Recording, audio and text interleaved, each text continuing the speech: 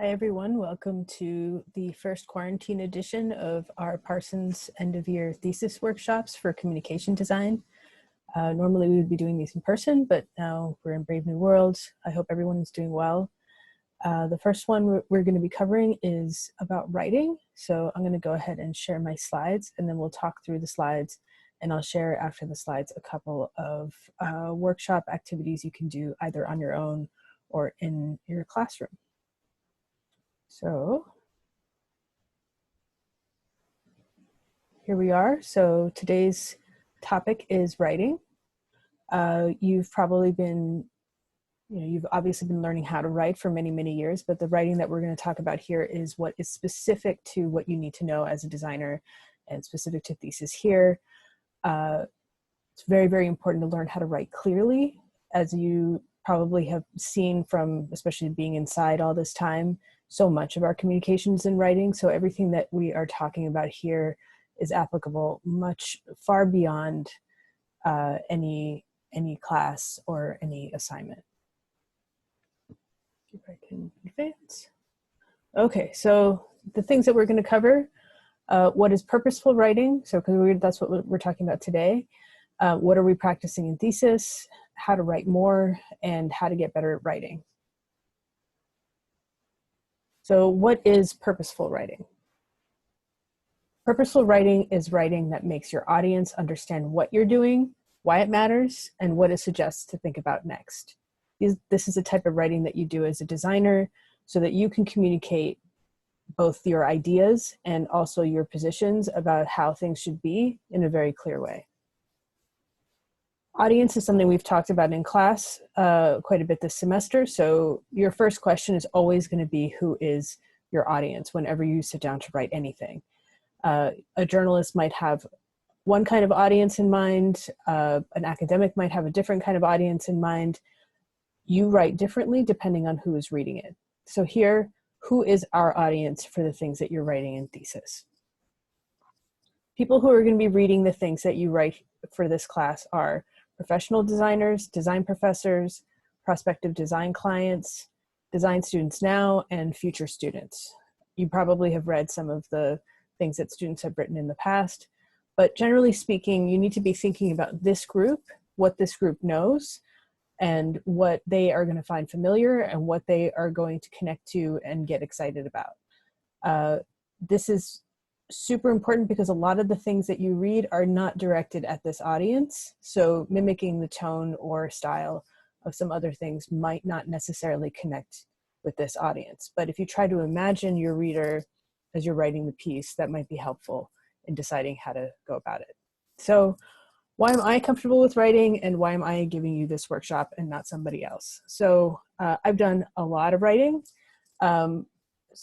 Probably starting with, and these are all the different places that you write as a designer. So I've written more than 40 proposals, applications, things that ask for, hey, can you bring me on? Can I be your person for this thing?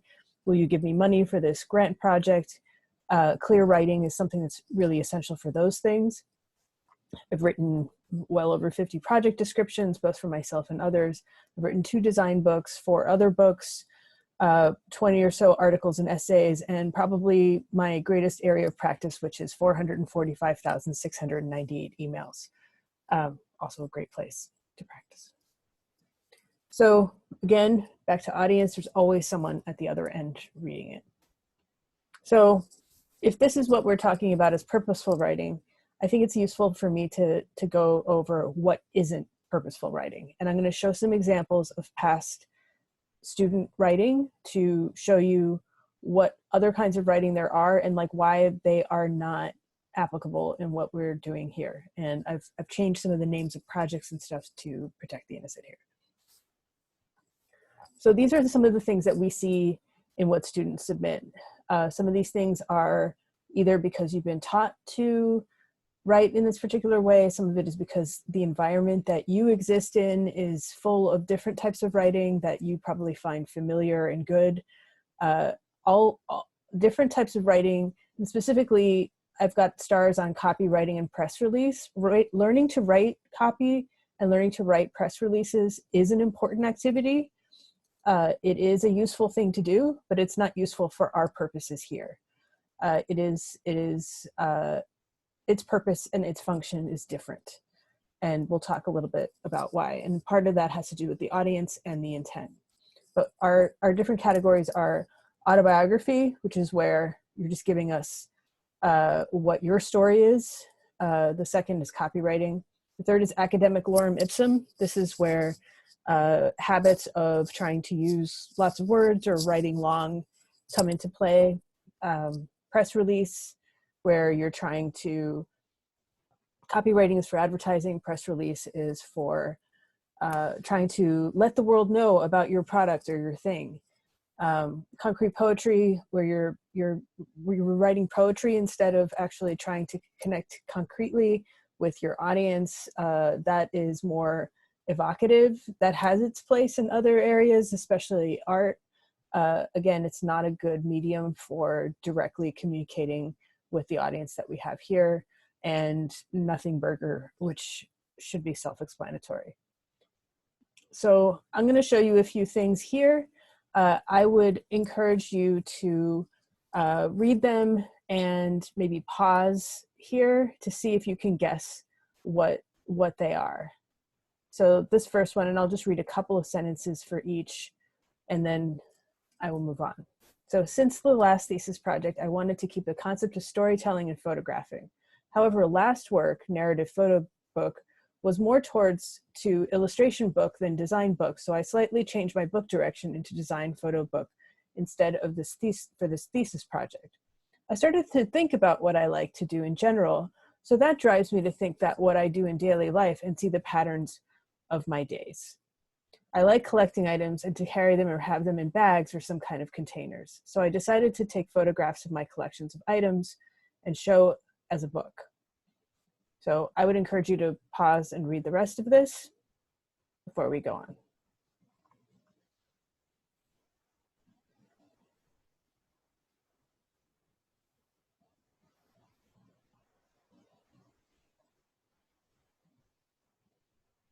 So this is autobiography.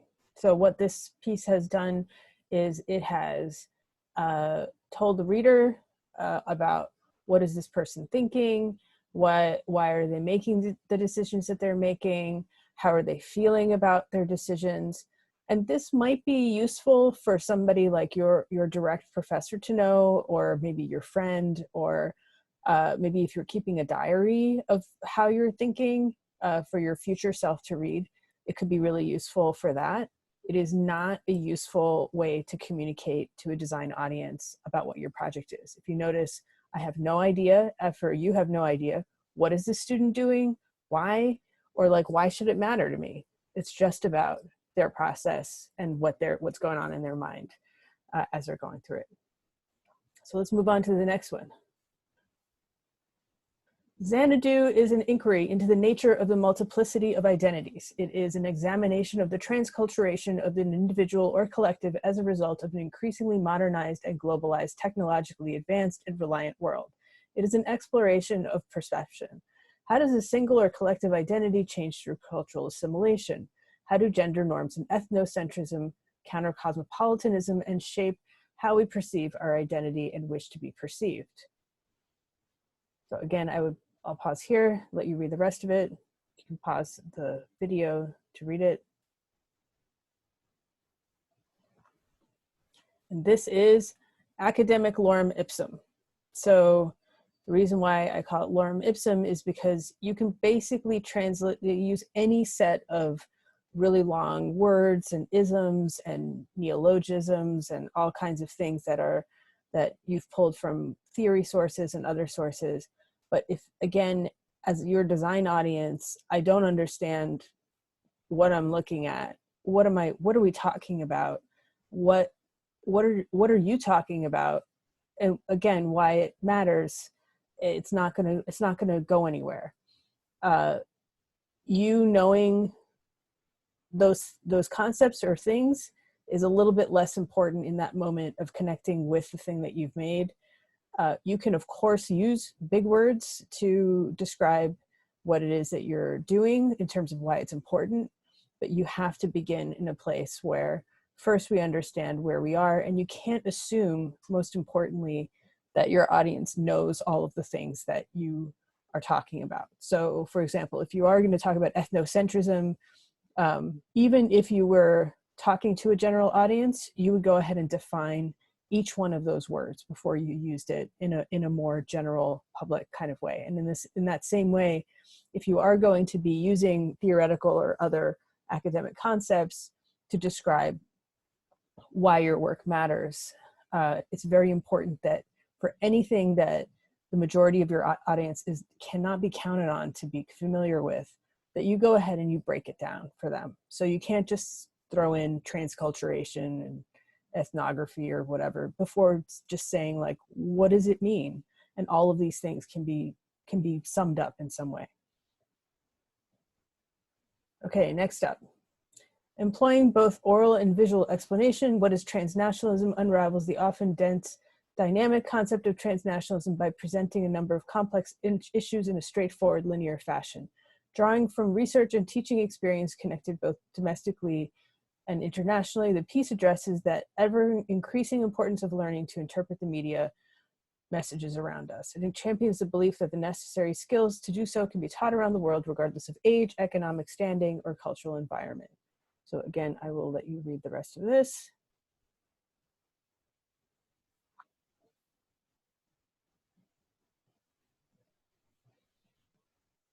So the last sentence is the giveaway, which is that this is a press release. And a press release is something that you write to the press so that they write about your work. And you usually cover, like, who's the audience that your work would be good for, and like what's timely about it, and who made it, and why does that matter. But you are not writing a press release when you write these thesis statements. You are actually communicating directly to another designer what it is you're doing, why you're doing it, and why it should matter to them. The press, they do not care at all whether there's a great audience for your project or who you are in terms of your credentials. That doesn't matter in that moment. What matters then is just, what am I looking at? Why is this here? So the press release is not a good form for this. Okay, next up. The Institute for Planetary Enhancement of the Individual and Society Through Technology, hereby known as the PICE Institute, was founded with a global consciousness in mind. We are here to jumpstart the advancement of humanity. What does that mean for you? It means PICE is 100% behind you. We will push you to your greatest capabilities beyond what any average individual could hope to achieve. How? Advance. Advance is their first step towards a better you.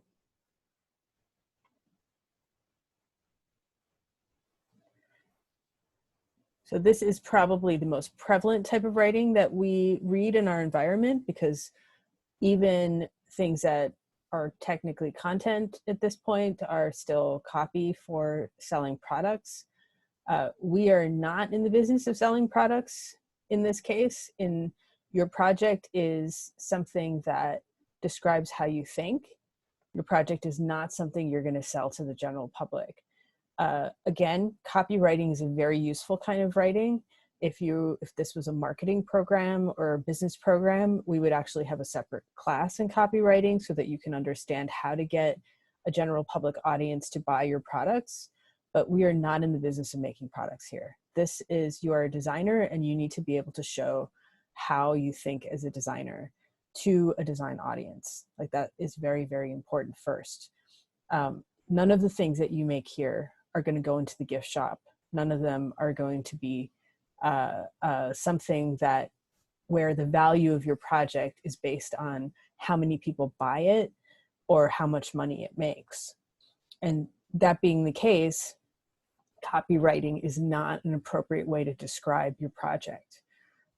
If you are in business and you are making products, and some of you will go on to do this, then yes, you get, there is a place for copywriting. It goes on your website, it goes on Instagram.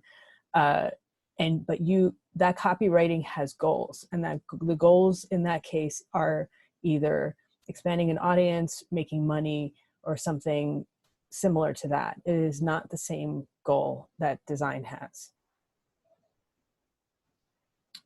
Okay, we've got just a couple more here.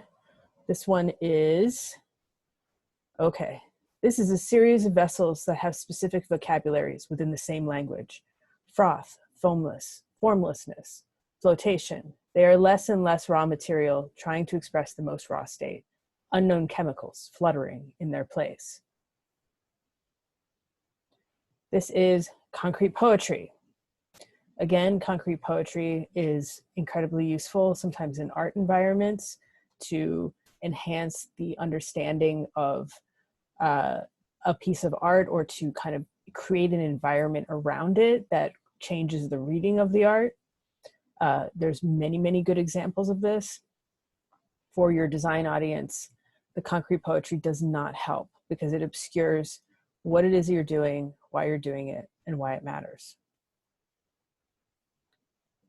Last up. There are so many incidents occurring where kids and teenagers are getting abducted by strangers and or by neighbors. This is a worldwide problem that many people are going through, whether they personally are victims of it or not, and a lot of people go through pain and suffering because of child abduction.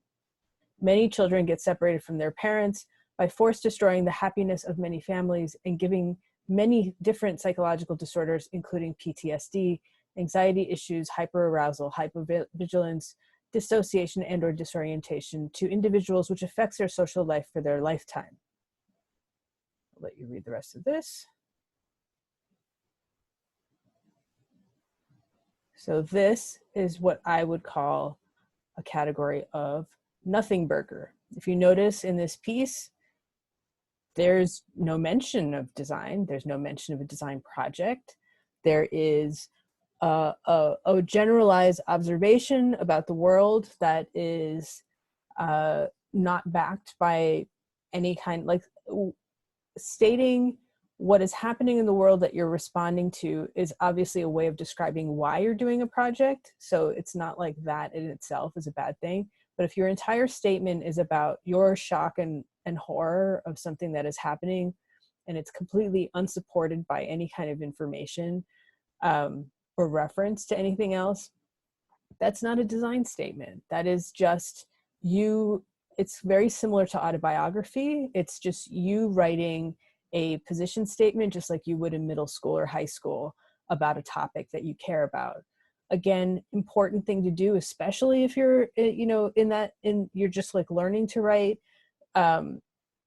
Maybe also important in some other instances, but generally speaking, like it's not adding any information to anything, so it's not really useful in the context that in which it's been written. In this case, this was a psychology, I guess, psychology, sociology sort of area.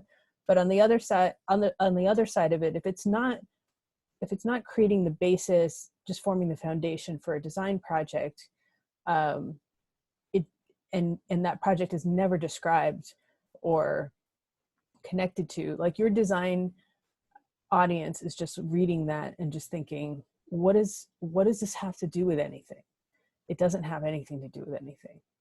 It's words on the page, yeah, but it has nothing to do with the design project. It only has to do with the content of the design project, maybe, and it's a clear indicator that you don't understand what design is supposed to do. Okay, so now that I have taken down every other type of writing, we can talk about what is purposeful writing. So what kind of writing should we be practicing in thesis if it's not autobiography or lorem ipsum or copywriting?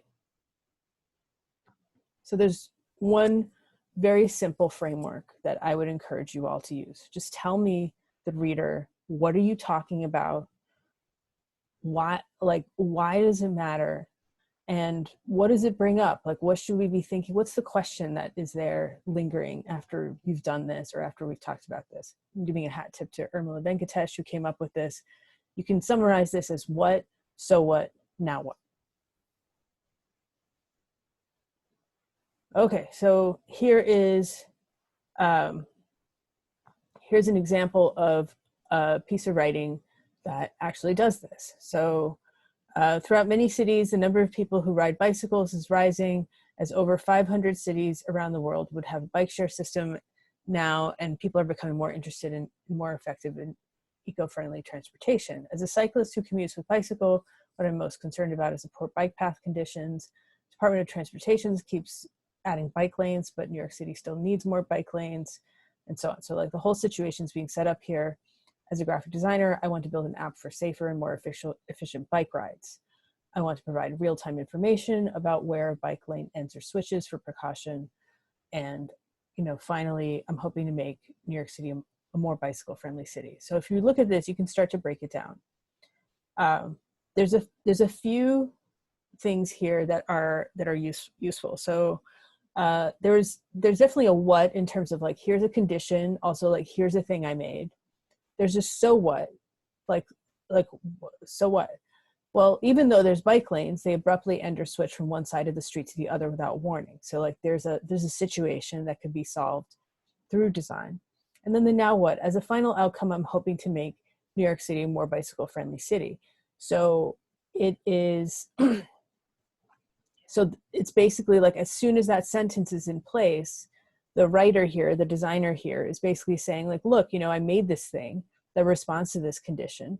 And it could be one of many things that could be happening to make New York City a more bicycle friendly city. So as the person reading it, my question then is like, well, you know, how does this solve it? And then what else could there be? Like it's a generative statement. It's a now what?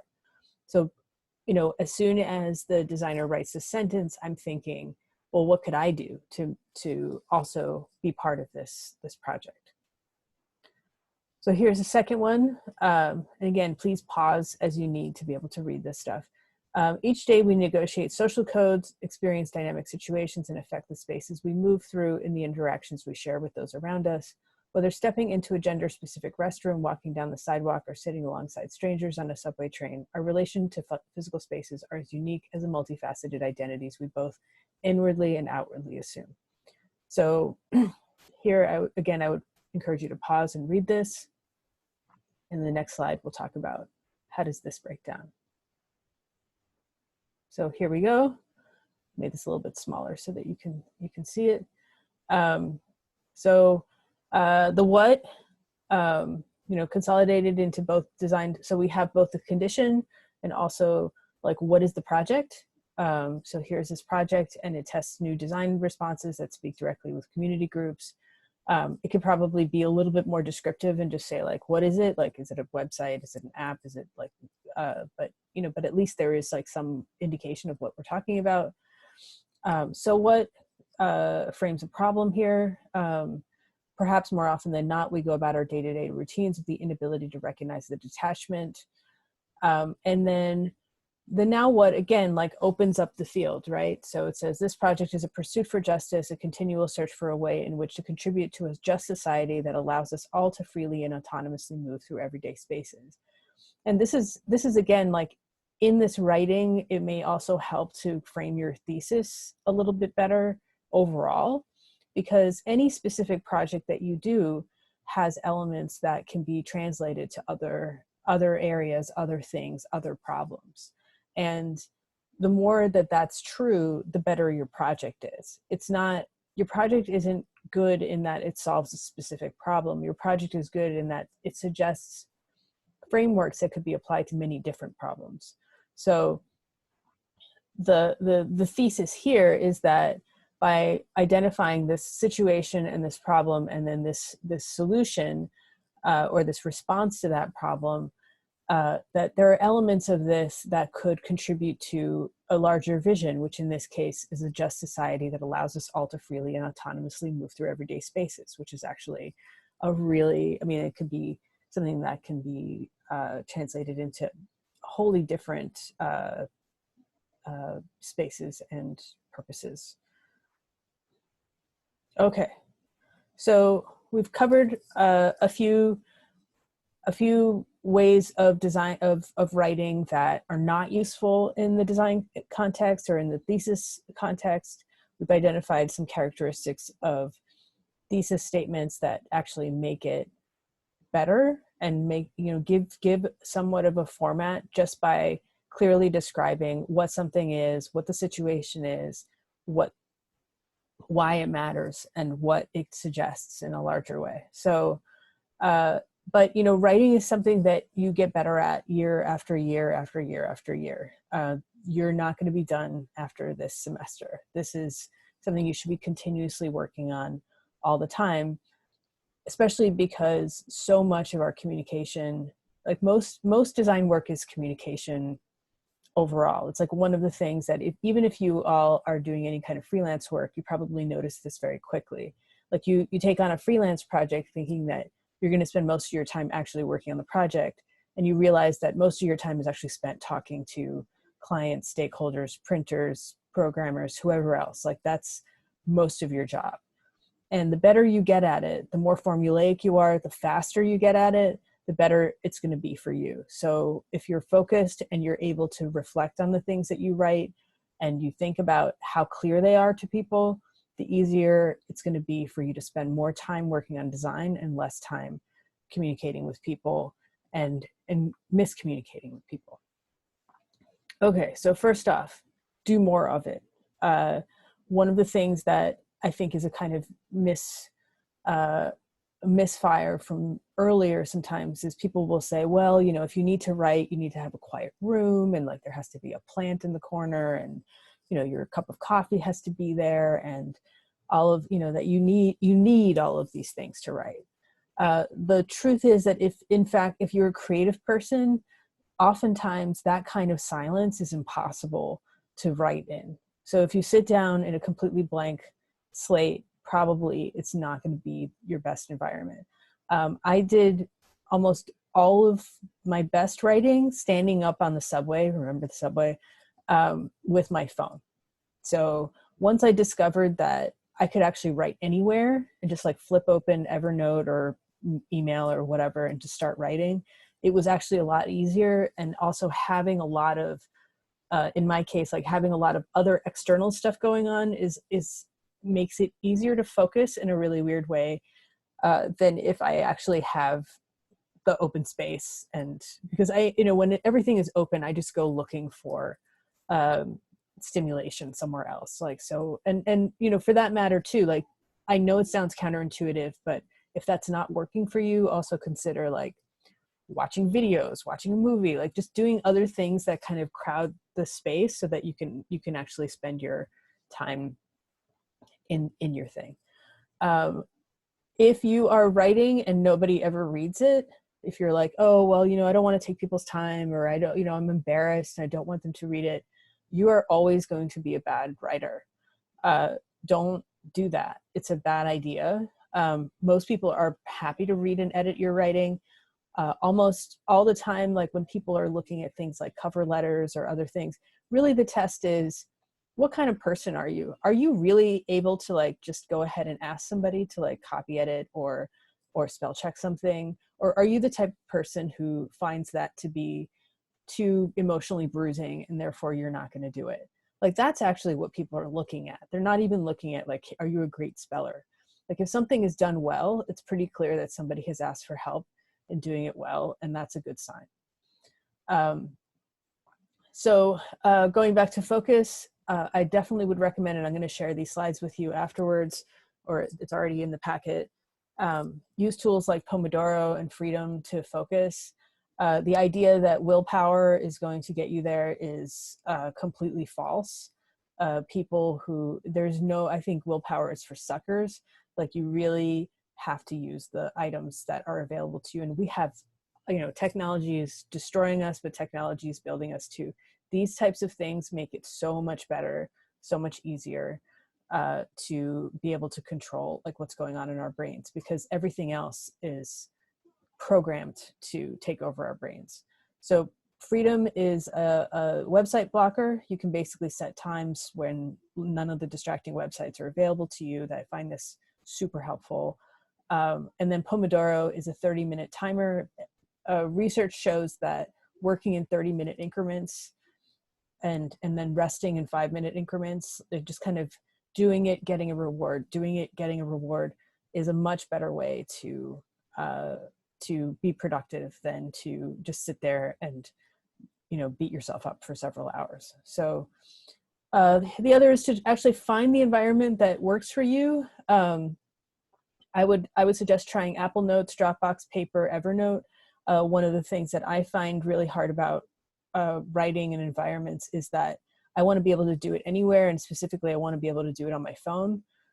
So it's really useful to have something that is always syncing, so that I can just call up the thing that I'm writing and just be able to write into it, like whenever I feel like it. And I can do that on my laptop, or I can do it on my phone.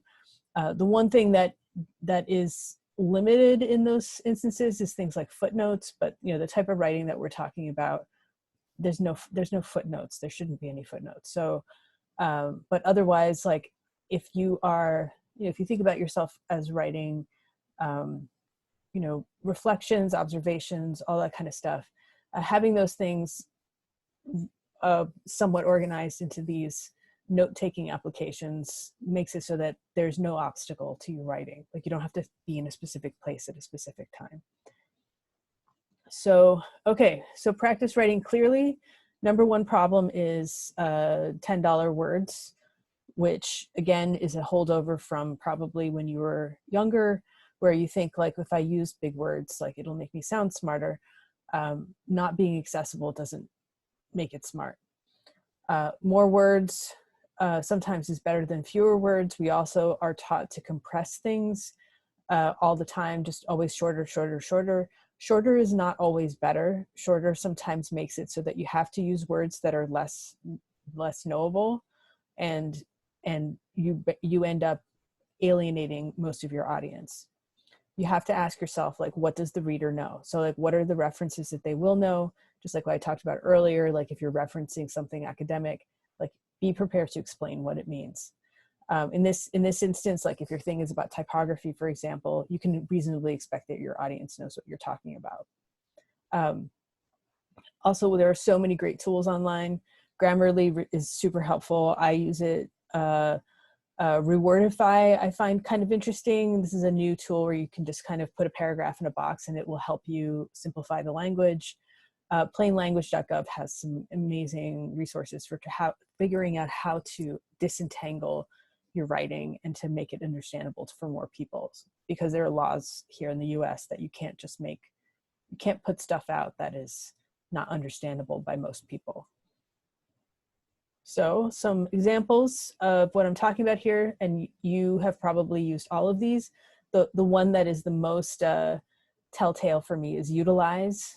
There's actually no instance where the word utilize is necessary. But yeah, instead of ascertain, say find out. Instead of fabricate, say builds. Instead of utilize, say use. There's nothing smarter than clear writing. And okay, third piece of advice, write joyfully. We tend not to write joyfully because it feels like you're boasting in a way, or like you're kind of full of yourself if you're being joyful. One way to short circuit that, both in writing and also in presentation, is to just imagine yourself as a host instead. Like if you invited somebody into your home, you would never be like, oh, like this is the kitchen, like you would actually be enthusiastic and responsive to your guest and showing them around. And so in the same way, like if you think about your ideas as your home, your apartment, and your reader is somebody you're inviting into your apartment, like that can really help to get over feelings of like, am I like, do I sound stupid, or do I sound silly or boastful or any of those things? Like like you are the host, and in order to value your guest and to value the thing that you're showing, like you have to have a kind of generous attitude about the thing that you're talking about, and also towards your guest. There are many techniques for doing that too. There's, as you practice, like you probably will be better at this, but also when you read, think about like, what is joyful writing? What is a good paragraph? Like, what do I like to read? What makes me laugh? Like, what is actually connecting with me? What makes me feel like the writer is right there with me and they understand me? Like when you find those paragraphs, and when you find that kind of writing, and again, it could be anywhere, it could be in an email, it could be in a blog or whatever, like ask yourself, like, what is the specific language that is in the paragraph or in the thing that makes me feel that way? And you'll see that there, there's something about the material of writing that does that. Here, I'm going to give you an example from Raymond Chandler, who's a famous author. So he says, there was a desert wind blowing that night. It was one of those hot, dry Santa Anas that come down from the mountain passes and curl your hair and make your nerves jump and your skin itch. On nights like that, every booze party ends in a fight. Meek little wives feel the edge of the carving knife and study their husbands' necks. Anything can happen. You can even get a full glass of beer at a cocktail lounge.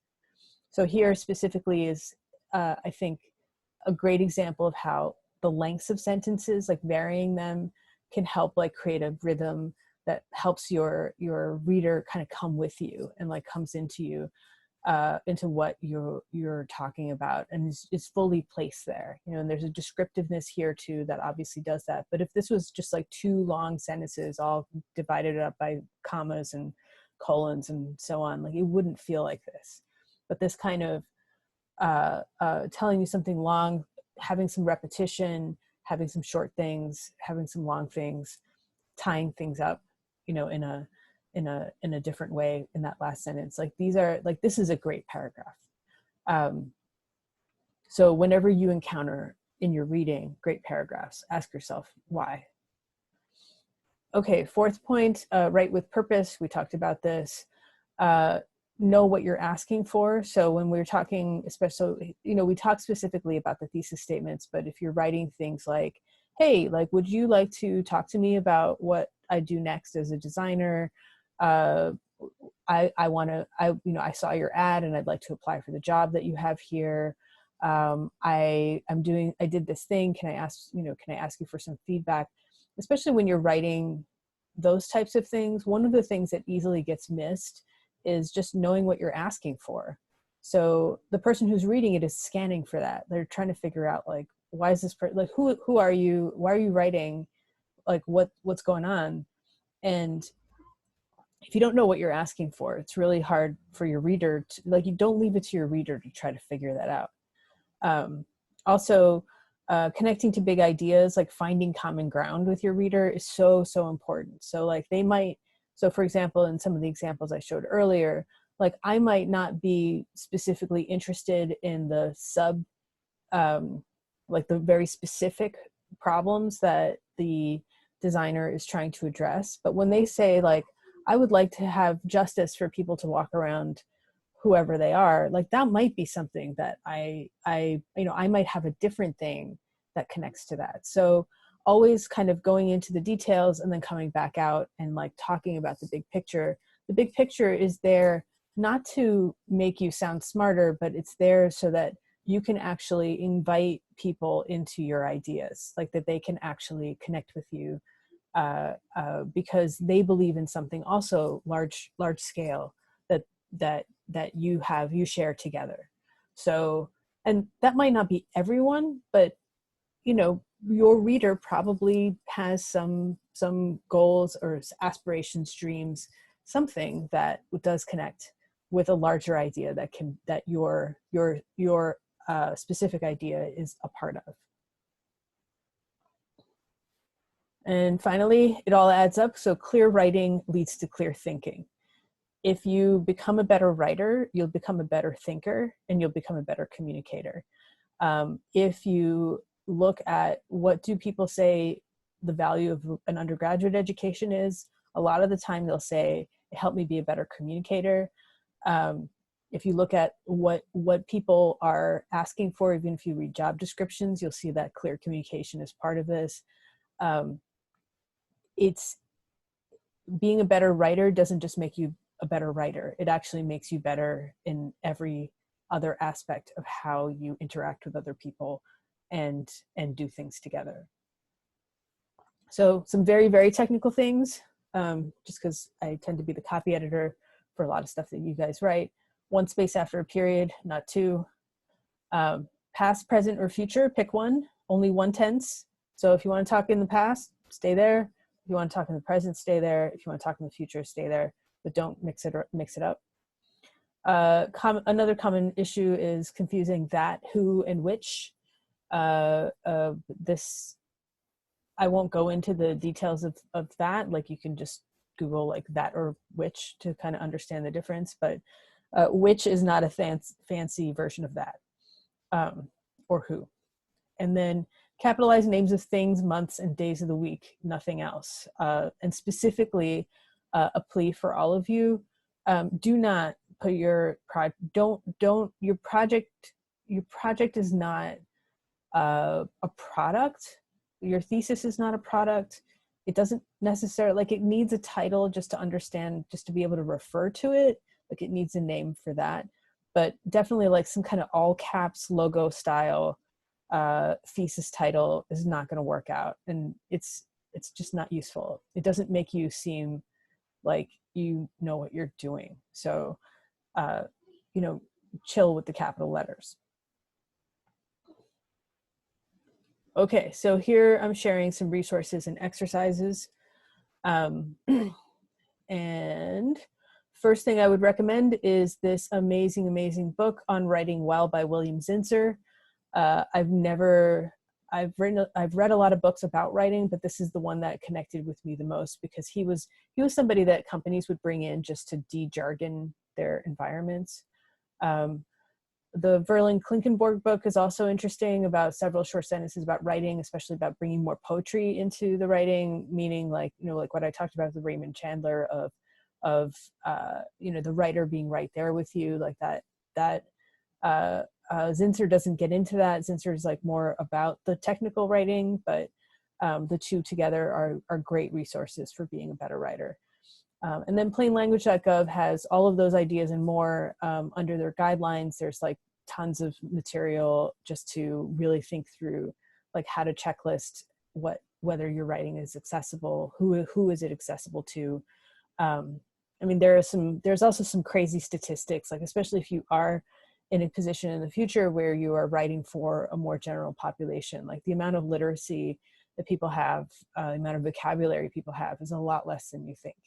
So the more practice you have writing for an audience that knows fewer words, the more you will be able to get your ideas to become real. And so here's the first exercise. We'll be doing this in my class, but again, it's a suggestion just as an exercise, and you can do this for any project that you do, just to create an environment. So if you write 3 stories, and a story I would define as has characters, a conflict or a dilemma, and a resolution, and situate your thesis within it.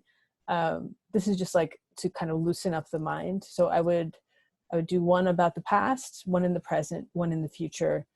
I think it's a good way to kind of test also whether your idea is something that has legs and has relevance, and not just in this moment, but in previous moments and in future moments. Exercise 2, and this is the one that is much more specific to what is going to be collected at the end of this semester. Write 200 to 250 words about your thesis, explain the situation or question you're addressing, describe your projects and responses from last semester and this semester, and tell your designer reader what will happen next. And again, like I would look at some of those other examples as a guide for this. Give it to somebody else in your class. So this is the actual exercise part. I mean, the first part is just getting it done.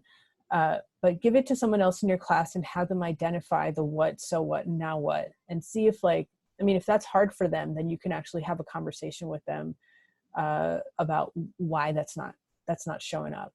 And then highlight any words or phrases that would be confusing for a smart 12-year-old. So I always recommend, when you ask other people to read things, like, sure, you can ask them like, oh, can you fix my spelling and the grammar and all that kind of stuff. But another interesting kind of feedback to ask for is, can you just help me figure out what here is not going to be understood? Like, what is confusing here? What is not going to be understood by somebody who doesn't know what I know?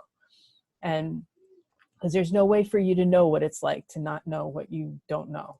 So like, or not know what you know. Like, you don't, that we are, once we know something, there's no going back.